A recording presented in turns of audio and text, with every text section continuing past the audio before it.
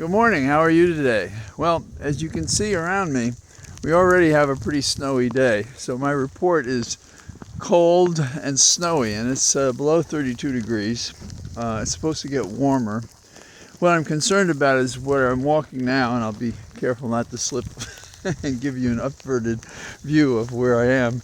But I think what we're going to see is if it melts possibly during the afternoon when it hits 35 or 36, that in the evening when it hits 26, this will all turn to ice. So we'll have to see. If we've been hostage before, and I've walked across these nearby fields, some of which you can see to my right and my left. I've walked in those fields with snow up my thighs and a camera trying to. Now this snowstorm, I don't know, 2-3 inches, something like that, and I guess it'll blow away in a couple of days, although we'll see. So what's on the headline today, newsworthy? And if my phone freezes, then I'll so we may get truncated while I'm talking. The biggest story for me is that Trump at a rally last night invoked the 3 judges he put on the court, basically summoning them to do their duty and service to him. They didn't say it specifically, but even culling out from the court 3 people is to suggest the kind of corruption that has been the subject of cases that have gone against corruption existing. There was a sensational case years ago in West Virginia, fairly complicated, and it went against that kind of corruption in court, people choosing their judges. And it's often said, and it's been a long-standing proposition, that you can't be a judge in your own matter. So the notion of Trump closing the loop, saying on the one hand, these are my judges, and I'm in a quandary about the notion I can be kicked off the ballot, so implicitly I expect you to take care of the guy who brought you to the dance. That's corruption at its highest. Publicly demanding, rather than a personal call, that they stand by Trump. Now, I've said, and I did last night on the air, I've said that, a poor workman blames his tools, and I've heard some other people say that. But what happens when you have tools and you don't use them? They don't even say they don't know how to use them, although we hear a lot of arguments tearing down efforts to assert the defenses for this union, if you will, that were established by the Founding Fathers. And apparently the Founding Fathers are invoked when it suits one political side or the other. But if you consider who these Founding Fathers were, who made these statements, we have no less than Hamilton and Mason and the original founders of the Federalist Party, and George Washington, who agreed at the behest, really, of Hamilton, who thought he was the only one who could lead a united nation, meaning America, the United States in its formulation. And they understood, after having a secret behind closed doors proceeding to create this Constitution, when others thought there was merely going to be an amendment to the impotent Articles of Confederation, which demanded and could obtain no respect from the states, the former colonies. So this was to have some power, some guts, and basically to save America from ending up on the heap pile of failed revolutions and then failed democratic solutions. So we have here today front and center the element of the Constitution that Trump rails against, and that is that he could take whatever he wanted while president, as some potentate would, no matter the appearance of conflict, no matter the actual conflict, no matter the fact that Trump himself was associated with 18 nation states that we know of when he was taking office, and in a House report released several days ago, 20 nation states. And we can expect there are more. And why don't we know that? Well, it's because the organs of government have not granted the subpoenas to find out the truth, because there have been the kind of defiant resistance to subpoenas that we've seen elsewhere, that the organization of the Trump empire, if you will, is hidden in a series of complicated organizational charts. Now, again, I want to praise the staff for the House Judiciary Committee that put together this dissenting report, because they created those organizational charts to show the influence and activity of the participants, so they could say that it was Trump who is benefiting from this for having ignored the Constitution that said in Article 1, Section 9, Paragraph 8, that he could not receive gifts or presents. He could not receive anything that would give him an advantage. And the founding fathers, there were no women present, were insightful, and perhaps nothing focuses your attention like a revolution that could end in your own death. So these men wanted to guard against having someone who would make bargains with nation states, particularly after they had formed an independent nation after a revolution resisting England. So the entire history of this is there to be seen. And to think that a person who's in a position who could be thought of as a king, given that that was the context in which they had the revolution, Old George, and they were ever conscious of how alliances and arrangements based on quids and pros and cons could make a difference in whether the people were represented or there was a private aggrandizement of whomever was the president to gather these materials to him. Now, I've been over some of this before, but the thing I can't emphasize enough is one, timing. This year is it. People who tell you this is not an emergency are not a friend to the country, to the nation, to the Constitution.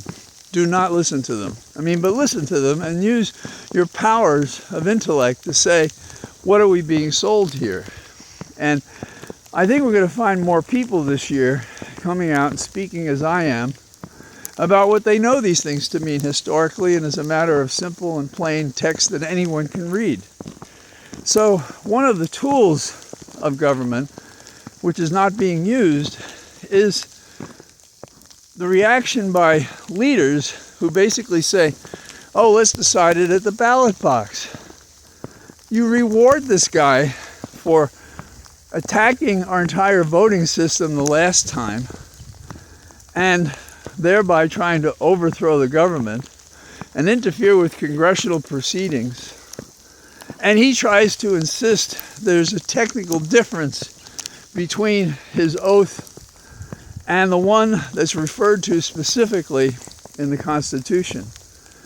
The parsing of words to support our country as opposed to preserve and protect it really seem to me to be equivalent. And as a young, aspiring politician and lawyer, One of the tests they give you is the LSAT, and one of the questions is, A is to B is C is to D kind of questions. Can you make these similar comparisons? But some are easier than others. A person who can't make the equivalence between support and preserve and protect really has no business being a lawyer, but might be a corrupt propagandist for Trump. And so that's really where we are. And we are going to be flooded with paid lies and ridiculous propositions. Now, old school Democrat and many other people are afraid of what will happen if they actually use the tools that are available to us. And there have been some that they've crossed the line to use but didn't use appropriately. Impeachment is one of them.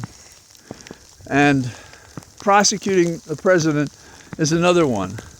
And having an attorney general who sleeps through the day on any important matter. Thus, I've considered him to be Rip Van Garland. As compared to attorney generals we've had, and there haven't been many, who have found a mission in the job and done it. I think of Bobby Kennedy as one. In race relations, and he was brought to the position, if you will, by Martin Luther King and others. And his ongoing war against crime that some may have resulted in his brother and his assassination, if not Castro, whom they thought allegedly to assassinate. A president, a good president who makes decisions rather than going along and making deals, rather than being a transactional president, puts himself at risk. And we see it today. We have some heroes, but we need more. I think Jack Smith, and I want to call him Black Jack Smith, which I meant as a jocular term of praise for him going forward. I think he trusted the Supreme Court too much, but I don't think he's corrupt. I think he's showing courage. I think he's following the law. I think he's crediting the organs of government with following the law, when I think the Supreme Court is, by its membership and by remarks like Trump last night, unable to follow the law or the Constitution or the facts or what's best for the nation. In other words, we're fighting a tilt to the right, a tilt toward strongman government, a tilt toward dictatorship. And when these have happened before, they have happened in democracies, in which the democracy was taken over by the wannabe dictator, and then they turn the screws. They tighten it down, and there's never an election again, never a real one. So that's our concern in this snowy day. And we have to be on the people so that we have not just the Secretary of State from Maine and the Attorney General from Colorado and the Special Counsel and the prosecutor in Georgia and the prosecutor in New York and the Attorney General of New York. All these give us enormous strength to preserve and protect our nation. We need more. We need people to come forward, including Garland, who deserves no respect for being responsible for failing to act, even today. The president yesterday spoke directly on the day before the anniversary of the failed attempt to take over our government by Trump and other traitors to this nation and to their oath of office and to the notions of democracy and inclusion and equality. So that's what we're against. We should support our heroes. We should support no Republican until they can show that they've changed. That is, that they no longer believe in autocracy, that they will embrace democracy, and they will reason and compromise to make this country governable again. Right now, their notion is to paralyze government and to prove their point that government doesn't work because they're not working. not acceptable. And we can't be fooled by it. A person coming into this world today as if it were a strange land might think the debate made sense because they don't know the context. Might think it made sense because we're crediting what is said without realizing it's lies, misdirection, that it has an agenda and a motive to take over a government that they can't earn by the vote of the electors. And I'm talking about you and I, the individual voters. Yes, we have to work toward the ballot box, even as Republicans are trying to change the rules about how ballots are counted and where they're counted and where the district lines are to try to change the outcome. But our President Biden called out Trump and those who support him basically as enemies of the people. That is, the people, we the people, as stated in the Constitution.